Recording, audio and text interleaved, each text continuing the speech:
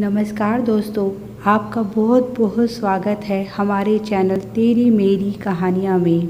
अगर आप चैनल पर पहली बार आए हैं तो घंटी का आइकन दबाकर चैनल को सब्सक्राइब करें इसी तरह की और भी मज़ेदार कहानियाँ पाने के लिए। दोस्तों, कमेंट करके ज़रूर बताएं कि आपको कहानियाँ कैसी लग रही हैं और वीडियो को लाइक करना ना भूलें, इससे हमारा उत्साह बढ़ता है। दोस्तों, आज की कहानी है काली से लक्ष्मी तक का सफ़र। काली, ओ काली, कहाँ मर गई? इधर तो आ। काली भागकर अपनी दादी के पास आती है और पूछती है, क्या हुआ दादी, क्यों बुला रही हो? दिखता नहीं मैं पढ़ रही हूँ।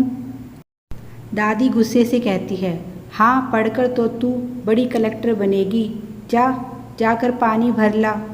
काली कहती है, दादी, एक दिन मैं कलेक्टर ज़रूर बनूंगी और अपने गांव में पानी ले आऊंगी। दादी कहती है कि तब जो होगा देखा जाएगा, अभी घर के लिए ही पानी भर ला। काली सब उसे इसी नाम से पुकारते हैं और उसका असली नाम है लक्ष्मी। लक्ष्मी का रंग काला होने के कारण उसका नाम ही काली पड़ गया। उसकी दादी रत्ना देवी उसे ज़रा भी पसंद नहीं करती। जब वह पैदा हुई तो उसकी माँ मर गई। पिता ने दूसरी शादी की, पर सौतेली माँ को भी कोई संतान नहीं हुई। दादी इन सब चीज़ों के लिए काली को ही जिम्मेदार मानती हैं। दादी उसे मनहूस मानती हैं। उन्हें लगता है कि उसके कारण उसकी माँ मर गई और उसकी सौतेली माँ को कोई संतान नहीं हुई। सावित्री देवी जब इस घर में आई तो काली की हालत देखकर उन्हें बहुत दया आई। बेचारी बिना माँ की बच्ची, ऊपर से दादी भी उसे फटकार लगाती रहती। वह उस पर अपनी ममता लुटाने लगी। काली को डर था कि पता नहीं सौतेली माँ कैसी होगी, पर सावित्री देवी ने उसके डर को दूर कर दिया। वे जानती हैं कि काली को पढ़ने में बहुत रुचि है, तो वे उसे खूब पढ़ाना चाहती हैं, इसलिए उससे कोई काम नहीं करवाती। दादी को यह अच्छा नहीं लगता। वे कहती हैं कि तू इसे बिगाड़ रही है। एक तो ऐसी सूरत, कुछ काम धाम भी नहीं आता, कौन करेगा इससे शादी? जब तब काली को कोई ना कोई काम बताती रहती हैं ताकि वह कामचोर ना हो जाए। उनकी नज़रों में पढ़ना कोई काम नहीं बल्कि बेकार की चीज़ है, जिससे लड़कियों का दिमाग खराब हो जाता है। काली दादी की बातों का बुरा नहीं मानती। काली के माता पिता दोनों का ही सपना है कि वह पढ़ लिख कर बड़ी अफसर बने, ताकि जो लोग आज उसका मजाक उड़ाते हैं वह कल उसका आदर करें। काली धीरे धीरे बड़ी हो रही है। दादी को उसकी शादी की चिंता सताए जा रही है कि कौन करेगा उससे शादी। उसकी हम उम्र सहेलियों में से लगभग सभी की शादी हो चुकी है और उसके माँ बाप को तो उसकी शादी की चिंता ही नहीं है। वे चाहते हैं कि काली बस पढ़े। वह भी पूरी मेहनत कर रही है। एक दिन दादी की बहुत जिद के कारण उसके पिता एक लड़का देखने जाते हैं। उन्हें लड़का पसंद आता है और अगले रविवार को वह काली को देखने आने वाला है। काली को जब यह पता चलता है तो वह भी खुश हो जाती है। उसने अपनी सहेलियों से शादी के बड़े किस्से सुने हुए हैं। वह भी अब एक साथी चाहती है। इतवार को लड़का अपने परिवार के साथ उसे देखने आता है। वह बहुत सुंदर तो नहीं है, पर देखने में अच्छा लग रहा है।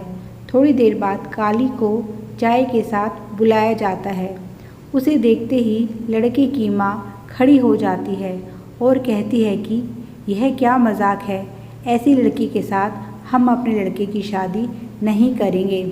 रंग देखा है इसका, इतना काला है। मुझे तो दूध जैसी गोरी बहू चाहिए अपने लड़के के लिए।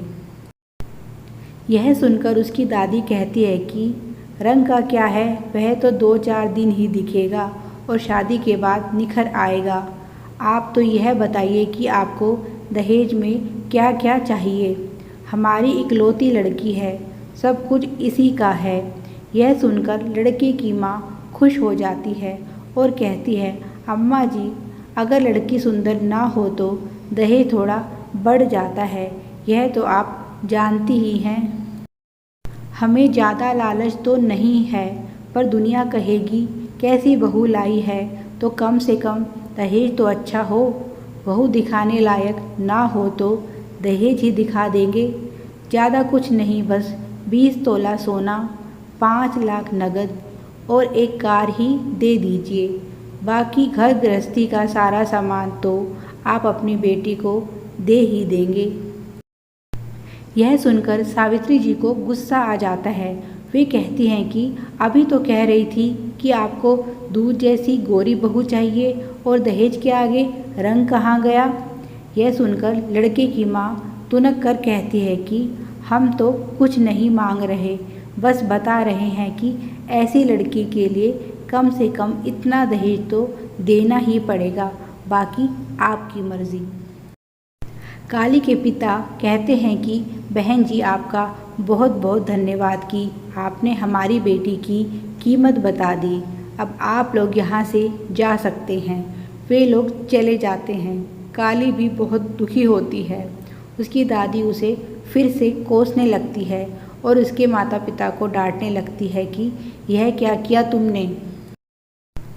इतना तो हमें करना ही पड़ेगा, तभी तो मैं कहती हूँ कि जितनी जल्दी हो सके इसके हाथ पीले कर दे, नहीं तो आगे चलकर यह मांग और बढ़ेगी।